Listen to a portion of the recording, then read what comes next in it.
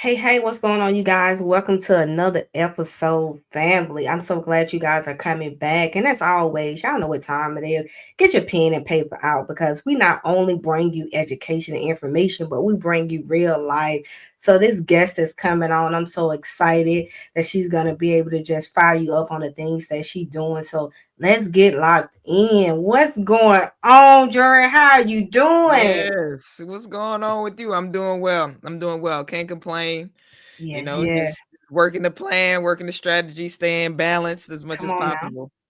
Yes. So, with that being said, though, y'all already know I like people to go ahead and tell about themselves because they tell it better. So we just jump in, just giving the people a little bit of your journey within sports and where you're at now. We're gonna continue to just Mhm. flow from there.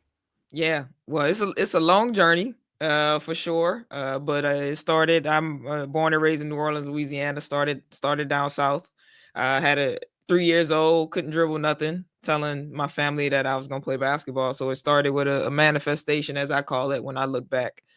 And from there, I wasn't very good, but I stayed the course. I really believed. I loved the game, and I went from New Orleans. My mom, we moved to London, England. Started playing there. Went upstate New York, everywhere around the world. The basketball was my constant. Basketball, despite moving and everything, was the consistent piece around everything going on in my life. Um, and I made it. Got a scholarship to Indiana University. Drafted to the WNBA. And then now I've been overseas for 14 seasons in 10 countries playing professionally. And it was a up and down battle, etc. But I've done a lot of great things. I've had some down times. But of course the journey is the destination. And so I'm still on the journey. And through the game of basketball, I discovered another passion where now I'm a business owner building a mobile application to help contract seeking athletes use data and technology to make better decisions. And that's what I'm gonna continue along this journey because that's where, you know, God is pushing me, calling me. And that's the journey in short. But a Yeah. lot of a lot of things in between all of that. But Mhm. that's the journey in short. I love it. And y'all definitely know we're going to get to the tech part and what she's doing. That is a must. So we salute you on that. But as we go through that journey, first of all, salute to New Orleans. My best friend is from New Orleans. So I already Okay. know. Like, and y'all know for my people, not my followers, my family that watch, y'all know I be all in people business. So I've been in all her social media platforms looking at everything. I'm like, yeah. So going in there from New Orleans and being, like you said, going to London, but you had that and you spoke about it first. You said you played ball, but at first you couldn't play and you continue Mhm. on till you got better. So again, we're all about the keys to success. A lot of our youth and young adults just feel like I can just pick up a ball and it's just going to happen. What are some things you had to do to get yourself in that area? Well, first of all, you was on a high school team. We want to just transition right there. Like, what were some of the challenging things you had to do to make yourself a better player? Yeah. I think for sure this before high school when I was doing the amateur AAU circuit and stuff, um, I wasn't good. I just knew I had a love. I just knew I was being called to want to play this game, but I had to put in the work. And my coaches were tough. I had one coach. I used to travel so much with the ball. One time she was like, Jory, pack your bags and go. And when you come back from traveling or wherever you're trying to go, then maybe we'll have you back on the team. She literally kicked me out the gym. And I was like Wow. so hurt. But I was like, all right, let me figure this out. So I had to Right. put in the time and really learn the game, and it forced you to learn the game. But I think for me, it's putting in that time, becoming a student of whatever you want to do. So Yeah. if you want to become a basketball player, you want to be in the WNBA, you have to become a student of it and study those that have done it. And so you don't just pick up a ball and become a protege. Some people do, not gonna say, but that's the 1%. Right, Most of right. us, if you see the ones that made it far, even Kevin Durant talked about it. He was not when his early days, he was talented, but there were those above him.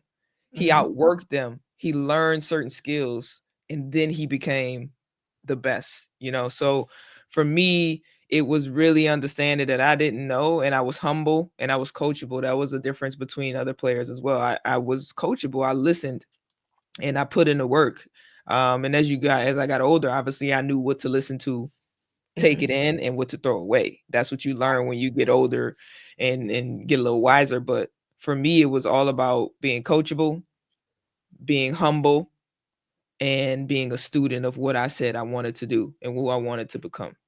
And we can expand on that of you saying being coachable. Former athlete myself and also coach for over 10 and a half years. Had a little bit of boys too coaching. And that was one of the things we will always say. We want you guys to be coachable. But from hearing from someone that is playing, and precise as we speak to a lot of female athletes, can you kind of go in detail what's coachable? Because I get girls that are like, I listen, so I'm coachable. And I'm like, it goes so much farther than that. Yeah, yeah. It's actually, I guess it is something that you do have to kind of break down a little more, which is not easy because I feel like some people are just coachable. They are good listeners but I think when you're coachable, you really evaluate what your coach is trying to tell you, the mistake you made, and then actually proactively try to Mhm. see and understand what they're saying and go execute that and try to change it.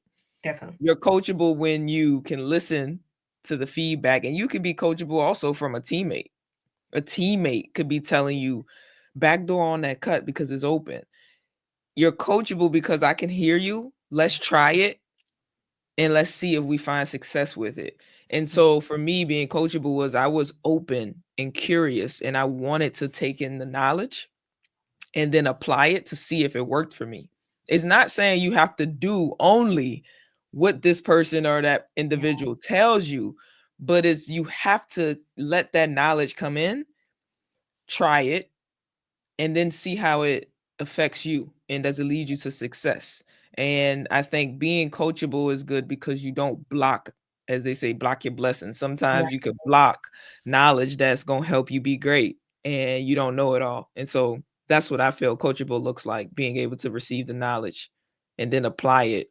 And then from there, once you've done that, then you can say, I don't think that works for me. And then we're talking about how you communicate with your leaders to Mhm. say, hey, I don't know if that works for me. I'm not feeling it. And that's just the next step of being able to communicate with those who are your coaches. And y'all see how she broke that down. Once you're coachable, now it's easy to communicate. But when you're not coachable and try those things, it's hard for you to come to a coach and say it doesn't work if you haven't even tried those Mhm. things. And what's so unique about sports, I tell people all the time, sports has been my life and taught me life. I think because of sports, I am the woman that I am now and the impact that I want to make with youth because Right. sports is life. As you said, just like with being coachable, you learn the things in life, you ask questions about it, and if you don't succeed, continue going, but at least you know you tried. Mhm. And you can gain so much, but we miss those a lot of times in sports because the kids are not coachable or they're just not taught the right way. And that's why we have the platform to give them more design and information to, okay, you got somebody right here that's telling you that this is what she did. And now from high school, you went to the collegiate level.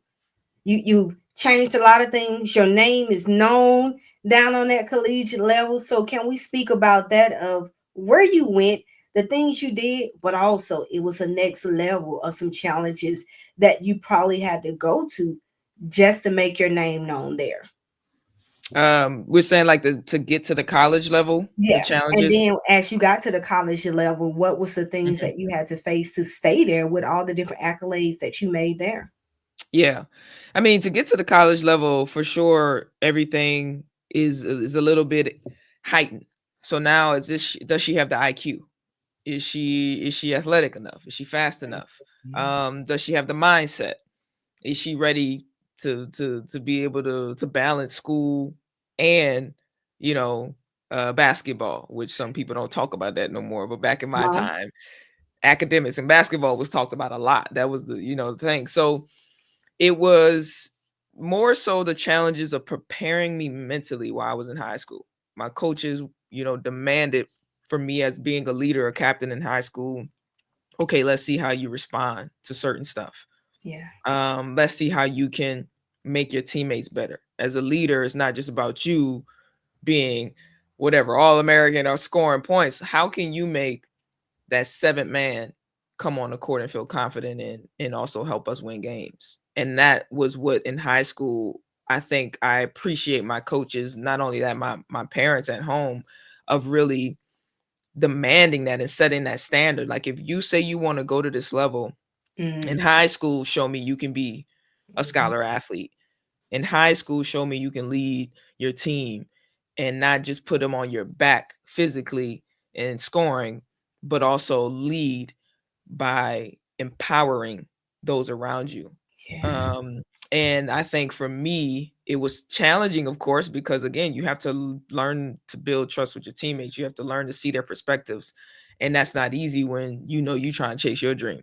Mhm. So I think in high school, it was really about using that time to prepare me to be the forward thinking, the high elite level mind that I needed to be to get to college. But when I got to college, physically, I don't know if there was any way for me to really be prepared because you just can't prepare for that level of intensity until you get in it. And Mhm. it was just a mental game of like, I have to push through. I got to wake up 5 a.m. and get through this practice. And, the coach is like, high expectations because you're coming in and you're supposed to come in and produce quickly. And it's like, you got to pass this mile and a half test. And you have that stress and on top of school. And so I think the biggest adjustment going from high school to college was just the challenge of mentally making sure I'm on. And now I have to take care of my body. My body's changing. I don't have my mama cooking my meals no more. Now I have to make sure what I put in my body is sufficient. Um, and now I got to make sure I'm on my own.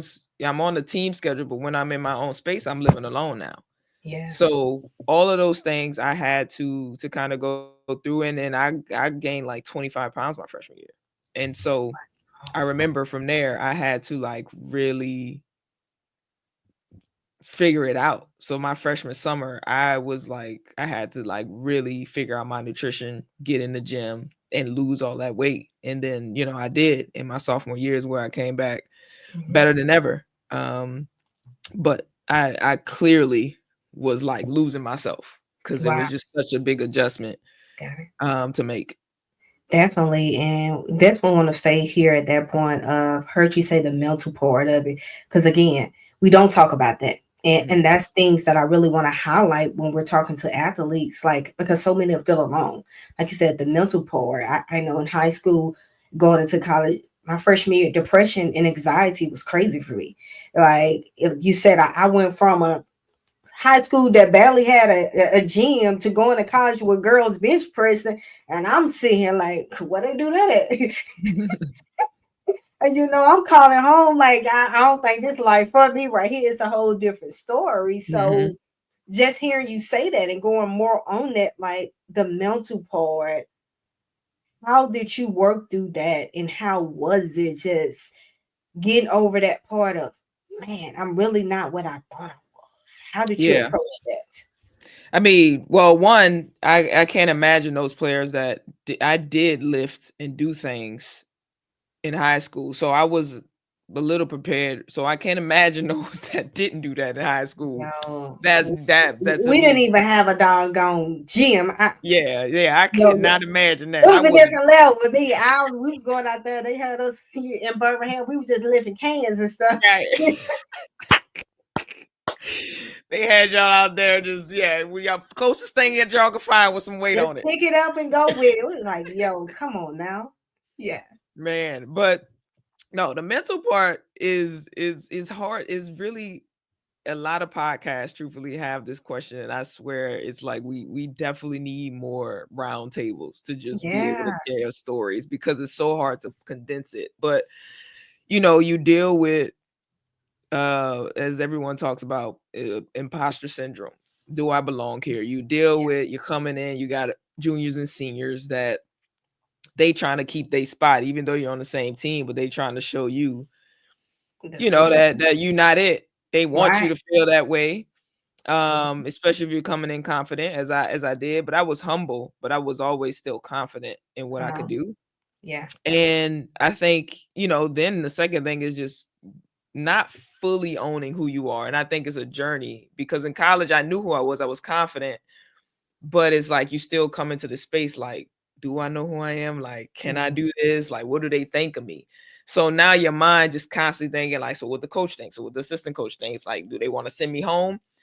And right. all of those, the negative things that you keep playing in your head, it'll catch up to you. And Yeah. that's where I think for me, it became where you had to really, as early as possible, if it's high school or maybe before, if you could just start learning how to just talk positivity to yourself, Come and on.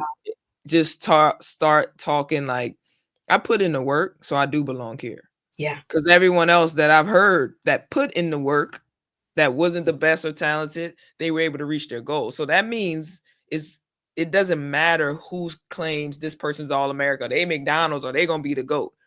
No, put in the work, you belong there, and keep putting in the work. And so for me, it was more so I had to start speaking positivity to myself. And I'm not gonna lie, having allies on my team, having my teammates, and having people that did also believe in me helped. Right. But of course, you have to own that yourself first too, Hmm. because then you don't want to survive off of other people's validation of you. Definitely. Um, so yeah, going to college, it was definitely a lot of, do I belong here? Can I do this? I'm not good enough. Right. But how I fought back was I got in the gym. I got in the gym. I remembered who I was. I stayed close to my family and those that believed in me and has watched me grow to that point. And then slowly but surely, when I stepped on that court, I started to see it. And you see it happening, and then you keep saying it, and then you keep believing it, and then slowly but surely you become it. And it's just that journey you got to deal with. I love it. And for the young ladies, and even I know I have males that I had the pleasure of mentoring and coaching, watch this. My thing is for you guys to get the information that she's providing, that you're not alone. And for that athlete right now, we know basketball season just started. You may be feeling like this, like, really, do I fit here? Do I supposed to be here? We've all gone through it. It's human nature, but it's the Mhm. belief that you have to, and speaking those things as if it already is. One of the big things I tell when, especially when I coach, was this necklace says I am. So anytime I felt kind of despairing, I always say I am because of who I am. So Mhm. you have to believe and know yourself. And it's so powerful, the words that you can pour into yourself. You're hearing an elite person sit here and say, hey, she's traveled country, she's did all that, and what she had. So if she have to have this, we know that you too have to develop that belief system and develop that worthiness. Like you have to believe you are worthy. Like Mhm. God put you in this place for a reason. Right. So that is my focus. I really, and I don't want to get on my preaching wheel, but Hey, I go love this ahead. platform. Yes, I love this platform because I want to give these athletes the real, like it's Right. hard out here. And then some of you guys gonna really face that coming from their high school to college, and it's gonna be a whole different lane. I Yeah. have plenty of young girls that I coach, and now we've been telling them, and now I see them in the high school year, and I'm kind of like, I'm afraid for them because I Mhm. know they have yet to develop that positivity. So sometimes if you're not ready for that next level, sports can hurt you than hinder you because that's all you know. And that's the Yeah. focus of understanding. And we want to get to that part transitioning now too. Like, okay, you went from college, you was able to actually then get draft, but so much transition in that, and where it left you still understanding you're an athlete but also you're human first too. Yeah. So how did that transition and what you went through when it came to draft time? I mean, it was, you really go through those same, it's like you learning how to deal with those same emotions, Yeah. but in a different stage of your life. How you deal with disappointment, how you deal with having to make a big decision and you're not sure, the uncertainty of it. Um, but when I got drafted, I actually wasn't sure. When I finished school at IU, I knew I was on the draft boards. I knew people were saying I could play overseas. Again, people didn't really know. Still to this day, people still don't really know. They just say overseas. But I had just gotten an agent. A few agents I reached out to didn't really want me. So then, again, my ego was kind of like, what's going on? So now Yeah. I'm a little nervous. So then I finally find an agent, and then I get drafted and I didn't even know it. I was actually in class.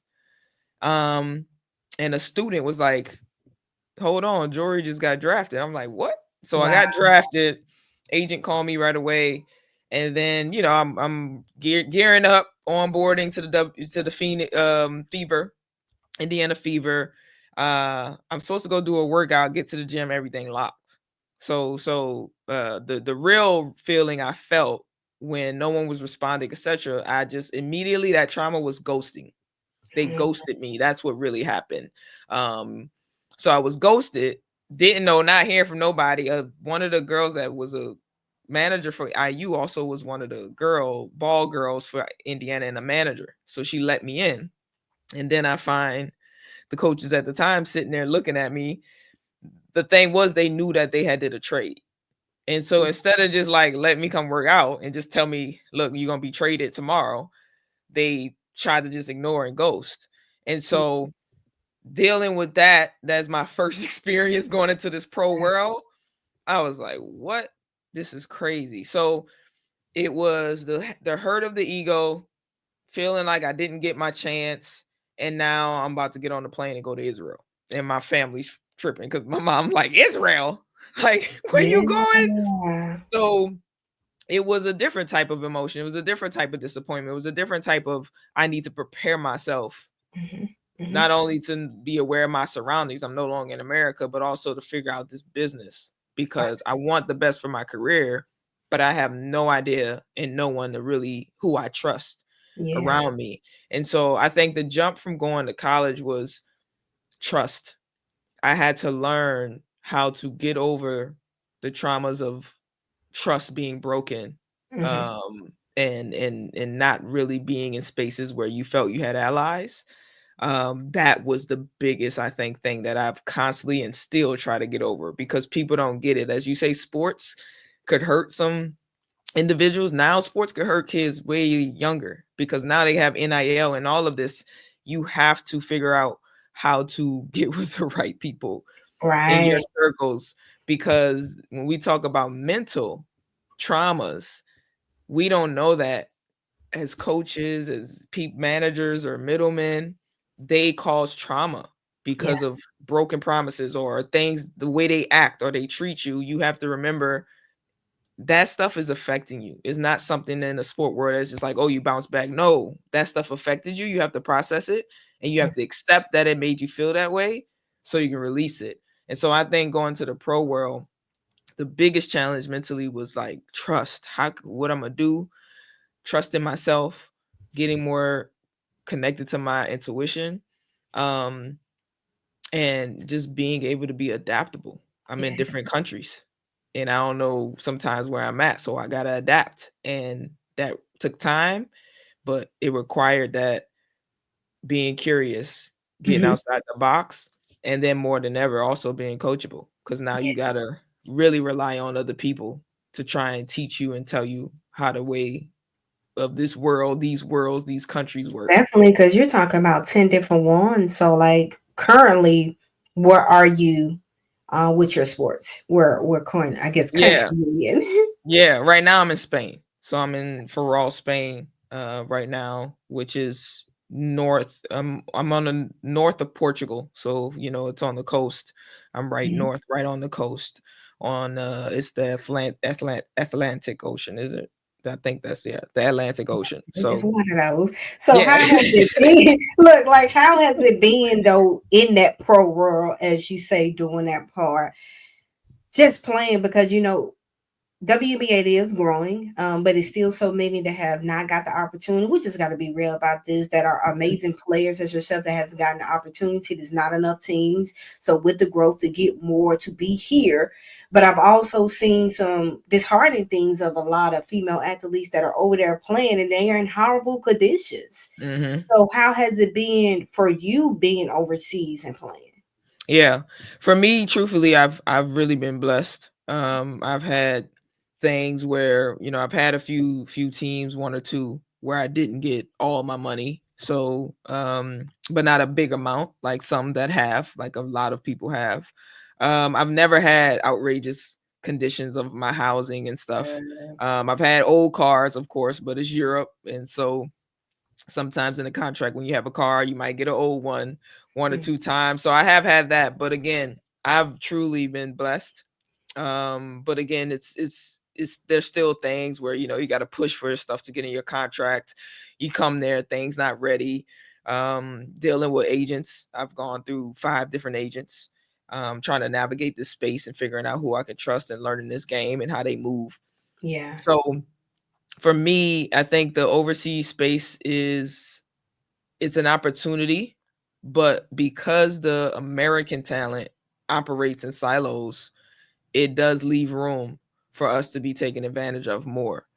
And more than ever, it's a larger percentage of African Americans that are abroad playing the basketball sport. And it all of the issues tie back to what we know to be true, regardless of our community. We got Hmm. to learn to share more information. We got to learn to like Yeah. could be a collective, and that's something Mhm. that in our community is something that's not just the overseas basketball community, it's in all of our communities that we all constantly are talking about how we need to be more interconnected.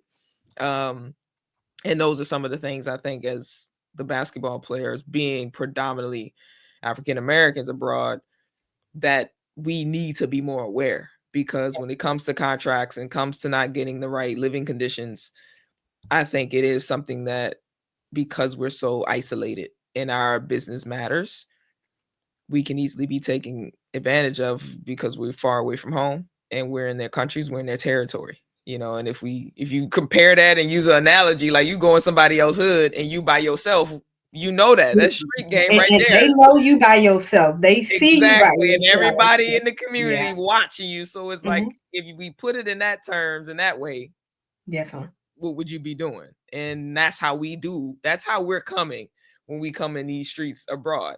And so it's not okay.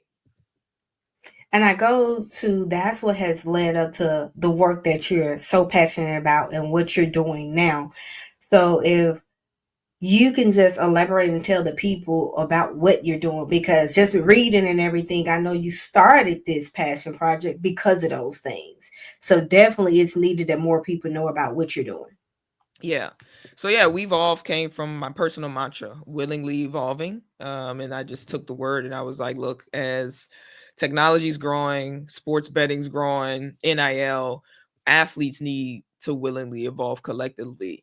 And the only way for us to do that globally around the world, because now this is a borderless game, especially basketball in all sports at this point. Hmm. The goal was that we can do that with the power of technology. And so what we evolve, what we're doing is unlocking information and data. We aggregate it from the collective from all over the world. And then what we do is we use the power of AI to basically take that data and then personalize it based on the athlete journey where they are, to help these athletes, especially contract seeking athletes, make more informed decisions, preferably mostly their contract matters. And then second, doing due diligence on the people they work with. But then thirdly, just unlocking the information for their management team, and their management team can be their grassroots organizer, their parents, or someone new that comes into their life. But they're able to use my past experiences, my past contracts, my past insights on Italy, Spain, etc. We aggregate all that from not just me, but thousands of me's, millions of me's from multiple sports. And then we condense it for the actionable information that that one athlete needs at that particular time of their journey. And that's what the power of technology and AI now can really do. And so we saw that opportunity, and that's why we really want to run with it, because now we can take, now I don't have to be on the, I can still be on the podcast, but now more importantly, my documentation and what I have actually went through, my experience is now documented. So if there's another Jori Davis or someone similar to my journey, it's the information is going to hit them and they're going to have access quickly. And but then more than ever, if they deal with a team agent or some financial advisor that I've dealt with and they're on the WeVolve network, them and their management teams can ping a question about that entity and I'm going to see it. And now that's a way for me to give back without knowing what grassroots organization they from, or maybe they grew up in Canada, but now our journeys are tied because now they're about to go play at the same team I played in Spain, and they have to make a decision, and my information might be good. And so that's what the power of technology can do, and that's what we're trying to build at WeVolve. Awesome. So just how would an individual sign up? Like, what is the process if they wanted to be a part of the WeVolve community? How that goes? So as an athlete, you have to get an invite, and so of course you have to be invited. And then as a service provider, so let's say different grassroots organizations, or let's say a mental health group, etc., that works with athletes, you would then also request an invite. You do have to prove that you work with three athletes that's willing to validate you and give you a testimonial.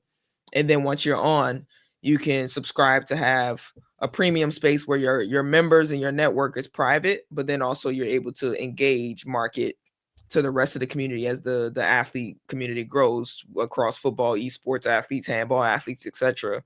Um, and just continue to build that. Or of course, if let's say grassroots organization, Lady Pride, what I played for, they don't exist anymore in New Orleans.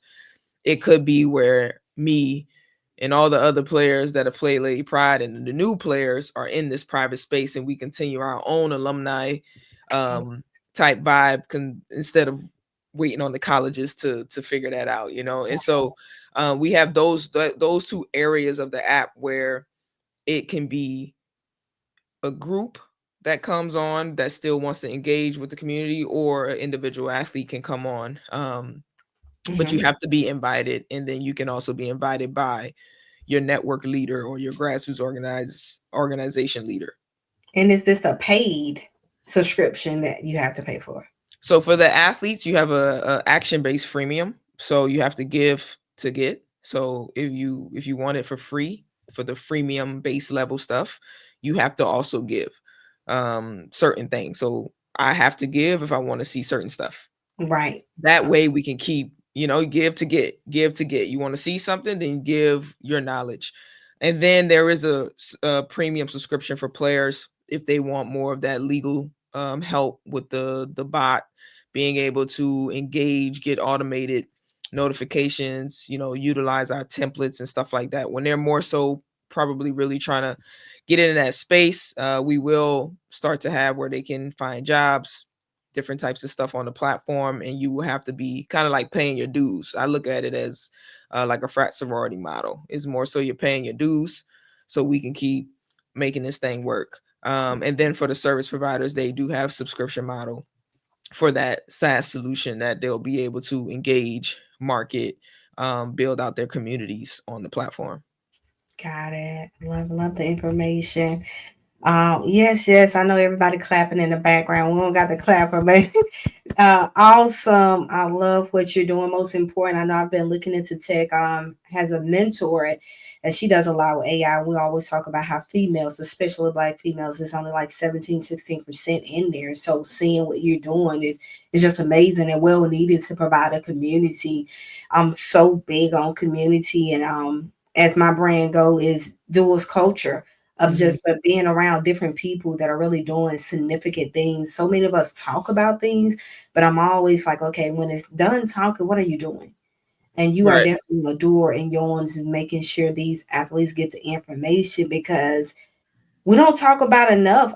I really say that this part of sports is going to be a little bit more harder than when we was playing sports because of the NIL and all those different things. Now it's like yeah, you're athlete, but you gotta have some kind of mindset. Like your Mhm. mental has to be set up where you're getting that information because so much stuff is running at you in Right. so many different ways.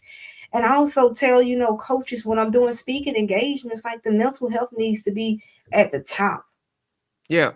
it because they're gonna go through so many different things of trying to keep up with the Joneses, as we say, because we're looking at what so many other people are doing. So to the athletes watching, get in the culture, go ahead, get invited in because you want to be around positive people that are doing some amazing things because you can't do it alone. Yeah. You can't do it alone. Yeah. And I think for you being out there, as you say, learning to cultivate with other people, you've had to get in groups where you're finally, as you said, learning to trust other people so you can continue your journey, correct? Definitely had to open up, definitely had to be more curious, and learn how to accept more people for their differences. I can be different, I have my different views, but there is a connection that we're both human. We both are providing value in our unique communities and finding beauty and starting to understand that there are different individuals that come from different backgrounds that had different upbringings. And why is that different? And Mm, and what was I taught that maybe you might be your people might be right about that, and just being open to talk about it. And I think through that journey, then you know what you really stand for. yeah. Now you discover this is what I truly believe. This is what who I am. And that comes from being removed from your comfort zone, removed from where you grew up, Mhm. and being thrown in a space you're not familiar with and having to figure it out. And if you embrace those challenges and those differences, it does expand your mind. And also I think there's some mental health benefits to that as well. But I think mental health is number one, because social media, athletes, not having the time to mature and know Yeah. who they are before all this attention is coming, having to answer questions that, quite frankly, why are they even being asked those questions right now? Um, it's a lot. And then having to become a business owner of your own career at such a Mhm. young age.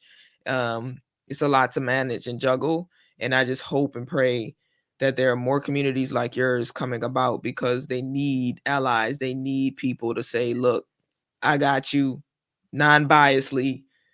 Like is refreshing when you got a community backing you that just wants you to win and Yes. not just there for to take. And so that's mental health also in itself. When you got a community that can just be me, I feel safe, I can breathe. Mhm. Everybody don't have that. And when you have that, I think it makes a big difference to the athlete and how they show up in the world when they go back into the wild, as they say. Because you're gonna go back there. It's all times. We got to get the kids back. Yeah. But being able to have that on there, and that's always just been my mission and focus of just providing a safe place where like-minded Mhm. kids can come and talk about everyday social issues that they're struggling with, because we all had those. And Right. I actually had one of my youth yesterday. I was talking to her and I was like, I've hurt, I've had pain, I've cried, I felt less than. We're gonna be real. I've had the suicide ideation of, do I supposed to be here, Lord? Mhm. But we shy away from those things from our kids. But Right. I'm like, no, we're not gonna do that, because then when they hit that wall, they don't know how to be resilient because we've Mhm. clouded everything. Yeah. But so many of us are still struggling, even with the ones that have everything are still struggling. But my job and my voice for the youth is, how can I, like you said, provide that community that it's okay to say I'm not okay. Mhm. It's okay for you to understand that it may be my time that I need to leave sports alone. But where do we go from here? And kind of ramming up with us on this, because we can go on, because just your information that Yeah. you're giving. One of the things you talked about was, again, belief. And I want to get this to my youth, especially female athletes, because I speak to them a lot about purpose driven.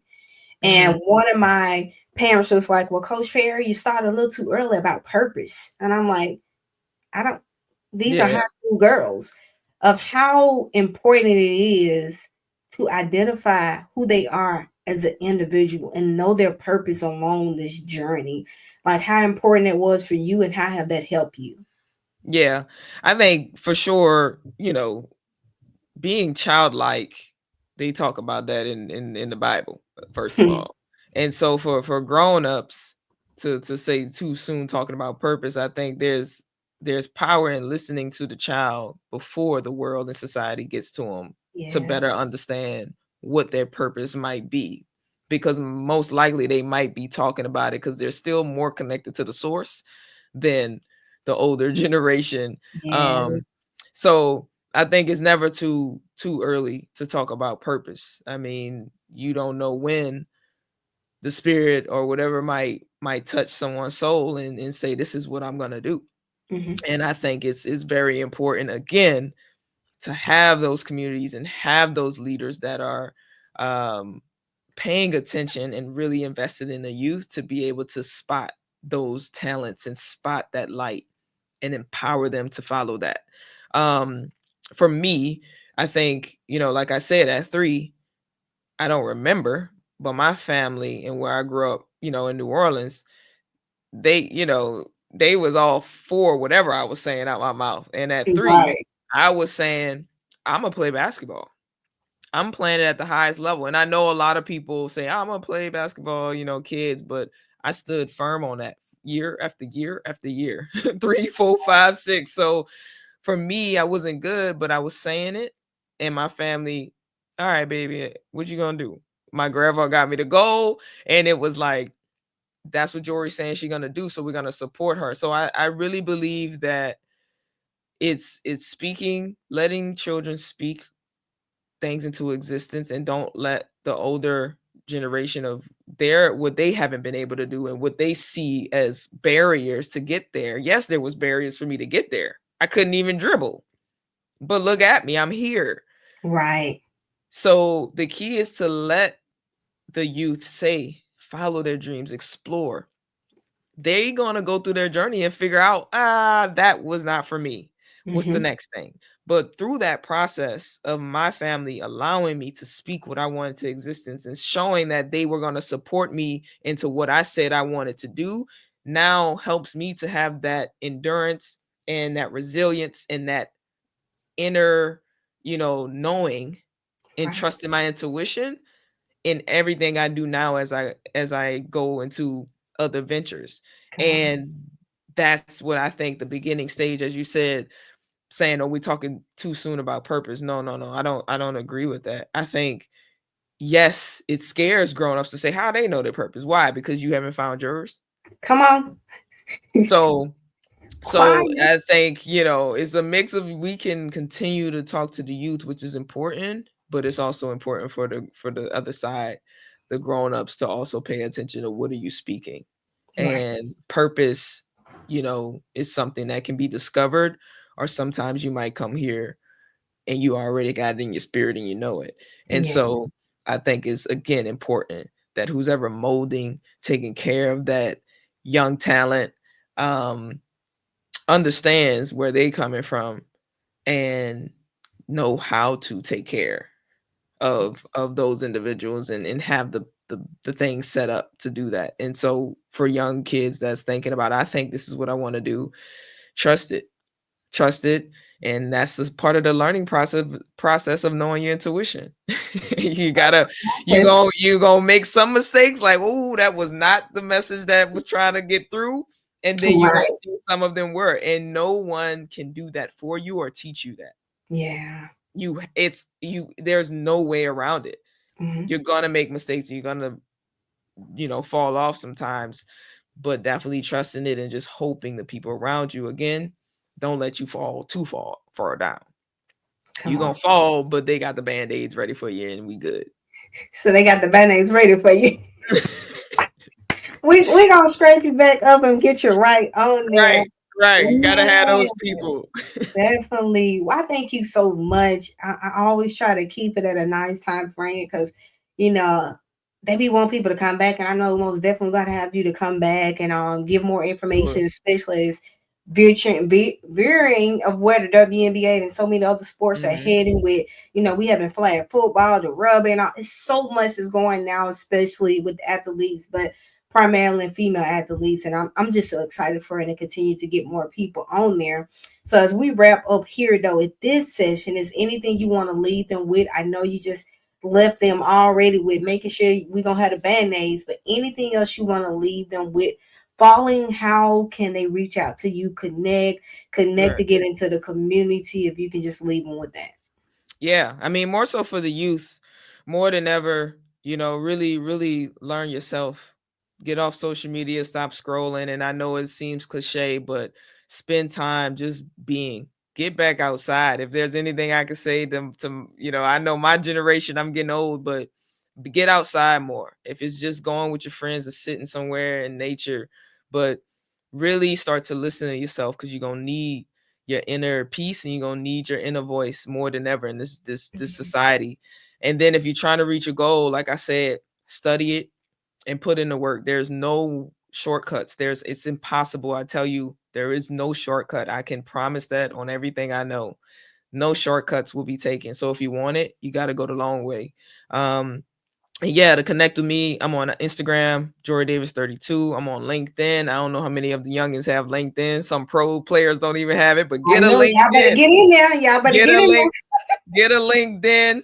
Jori Davis is my name on LinkedIn. You can follow our company, WEVOLV Society, on IG as well. And then yeah, literally DM WEVOLV or DM me.